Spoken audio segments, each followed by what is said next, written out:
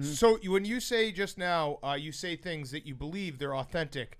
So that means that what you said, I think it was last week, that LeBron might be in your top 10 all time. You authentically believe that.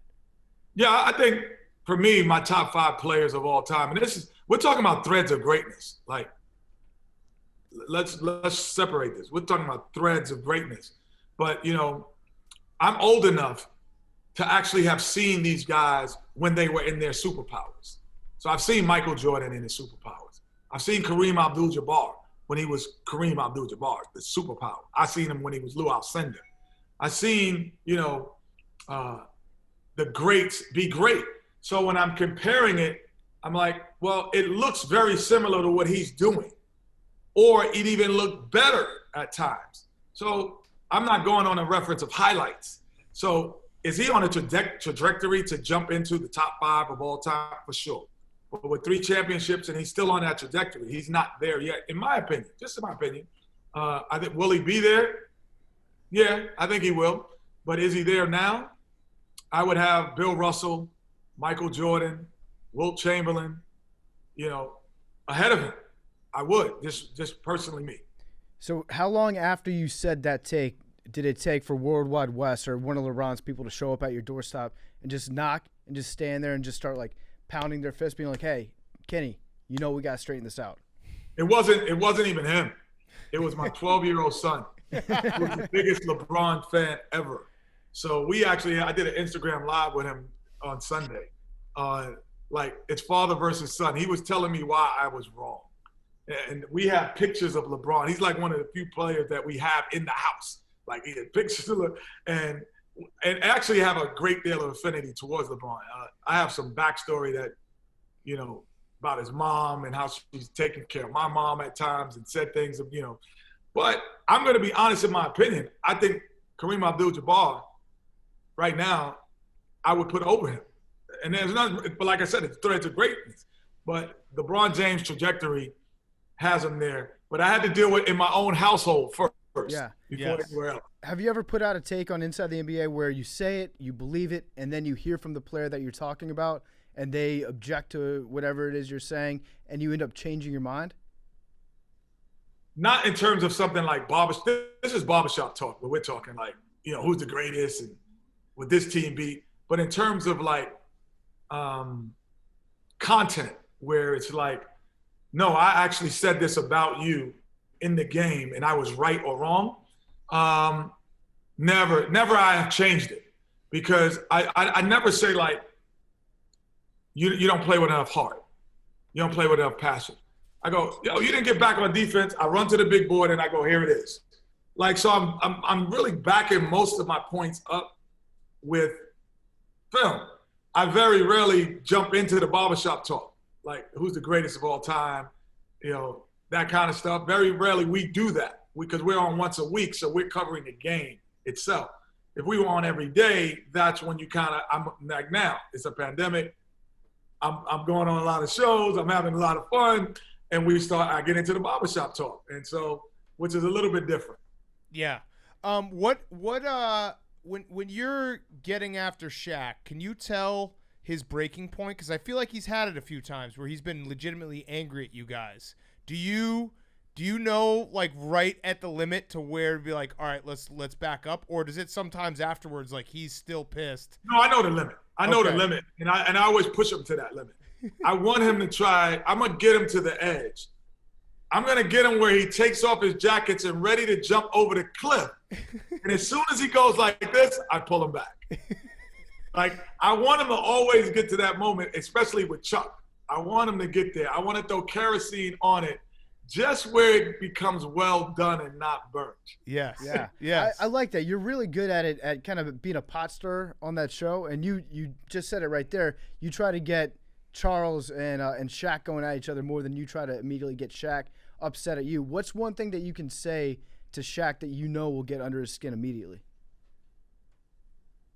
I have to just agree with Chuck. That's it.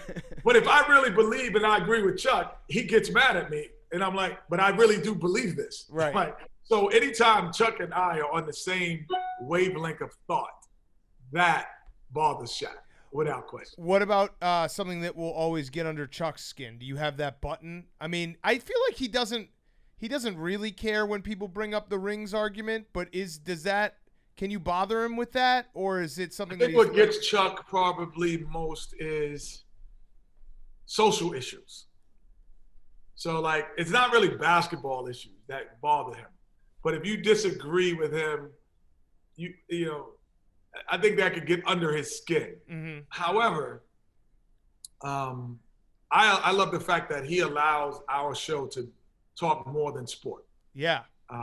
Before him, you know, we were a very in-depth basketball show. Now we became a very in-depth TV show.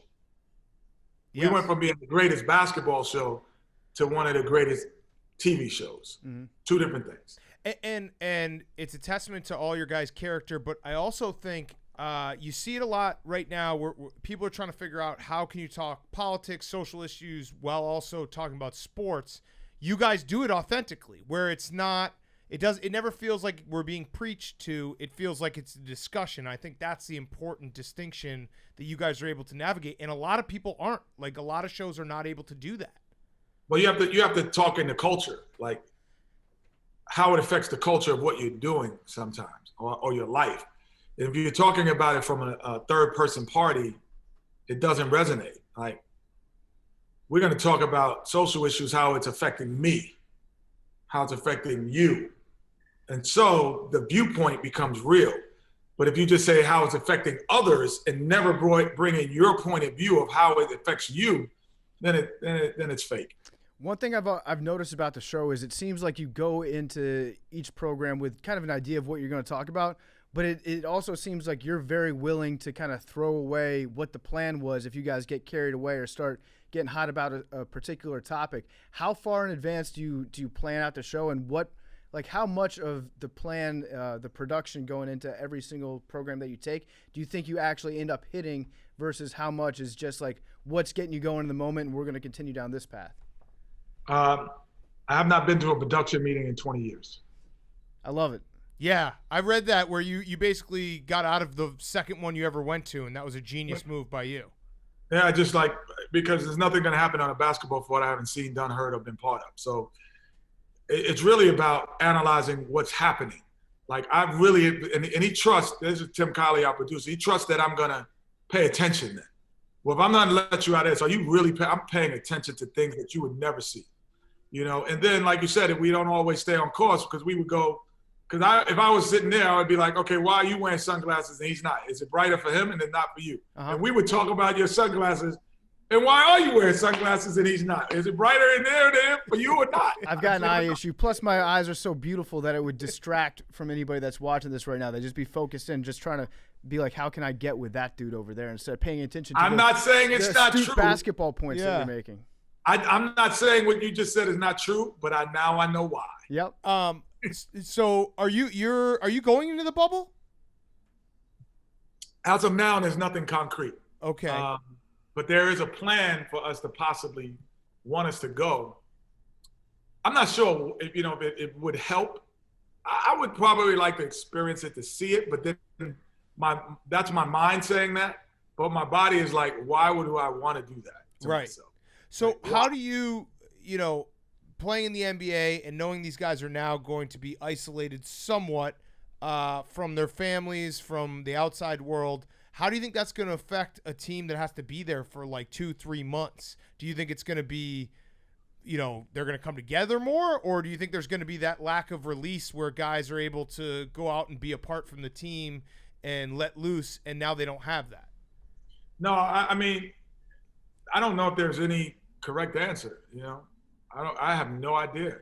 For me, I've been on like select teams that's been overseas for the whole summer, away from your family. That kind of has that kind of feel, and when you're just running around with 12 to 15 guys all summer. So I think it has that feeling to it. When you're in it, the days aren't as long as you might think, because you're practicing and the exhaustion of practicing. Like, you need your sleep. Like, you're going hard, and a lot of times those teams now are going twice a day, Guys are coming back, doing their own individual work. So that first month kind of breezes by. It's actually when there's less teams there. Right. Because then there's going to be space in between games where it's not everyone's playing. Because when people are playing now, everyone's going to be, oh, let me watch this game. Let me see who's playing. Let me go over here. But then when it's like, no, it's only 6 teams left, 4 teams left. That's this mental strain, I think, more than anything. Who do you think it's going to favor more? So a team that's got more of a veteran presence on it, where they might not feel that itch to have to go out and party all the time, or just go, entertain themselves at night, or a younger team that has more energy naturally and they're, able to bounce back and recover from games quicker? Well, the party all the time is what keeps you motivated. I hope that team's going to lose no matter what. But I think the younger teams have an advantage because the lack of experience of playing on the road is no longer a factor. True. Everybody's in the same boat. There's no fans. There's no anxiety of that. So you just kind of go at it. So for me, I think the lack of anxiety to actually play on the road is big. I would assume, though, you also played with guys who they didn't really wake up until they were in front of a crowd. Do you think that's going to be weird for them where not the great ones. I never played – none of the great players I played with didn't play great at other times. So marginal guys, yes, but not great players. What about shooting? Do you think that it's going to be tougher to shoot when there's not a crowd behind the basket, or is it going to be easier? Oh, no. I don't think that differentiates it for me. We're asking you gambling questions, I'm asking, Kenny. should I take the over? Questions. Should I bet overs or unders? These are just us dancing around gambling questions. Tell us who's going to win and who's I would say that the lack of anxiety is going to allow players that you probably didn't think were great players go, wow, this guy's not bad. Now I see what he's in the league at that level for, because he's going to give extra minutes, because he's not going to have that away crowd or that travel or that all of the responsibilities other than basketball. They're going to play better. So if you want your things, some guys are going to average more than 10 points that typically don't. Ooh, so you think Ben Simmons is going to finally hit a 3? Oh, without question. He'll shoot threes. In this environment, he'll shoot because the anxiety won't be there. I guarantee in his first game, he'll hit a 3. His first game. Ooh. First. I actually like that. I actually agree with you, because I think that a lot of his not taking threes has been mental, and the crowd's reaction and everybody. When he now let it go. Yeah, let it go. I like that a lot. Yeah, I'm gonna absolutely hammer that prop.